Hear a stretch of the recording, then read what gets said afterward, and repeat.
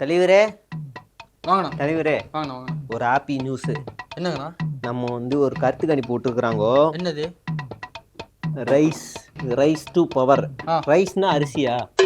அந்த ரைஸ்னா அதிகம் மேல. ஆ ஆ ஆ அவங்க ஒரு கருத்து கணிப்பு விட்டுருக்குறாங்கோ. என்னது? வர 26ல ஆ. நம்ம தான் 95ல இருந்து 105 சீட்டு ஜெயிக்க போறோம்.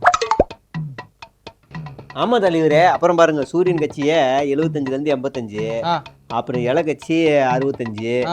அண்ணன் 5ல இருந்து ஒரு 10 சீட்டு ஜெயிப்பாரு. நம்ம 105ல இருந்து 105 ஜெயிக்க போறோம், ஆட்சி பிடிக்க போறோம். நான் இறங்கி பயங்கரமா ரிசர்ச் பண்ணியிருக்கேன். ஒரு நியூஸ் சொல்லுவாங்கண்ணா, இந்த சூரியன் கட்சி தோக்க போகுதுன்னு சொல்றது கூட ஏதோ ஒரு வகையில நம்புறானா. ஆனா 105 சீட்டு ஜெயிப்போன்ற பாருங்க நம்மள.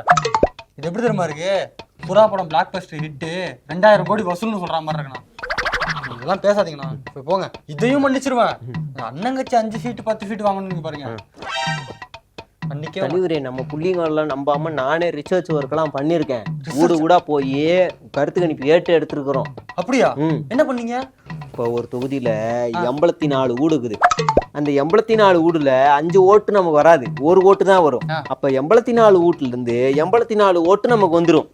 அப்போ 234ல 280 போட்டோம்னா வந்துடும். 84 இல்ல, 84. 84. ஷூட்டிங் போறேன், வேலை இருக்கு, ஒரு டாஸ்க் கொடுத்துட்டு போறேன்.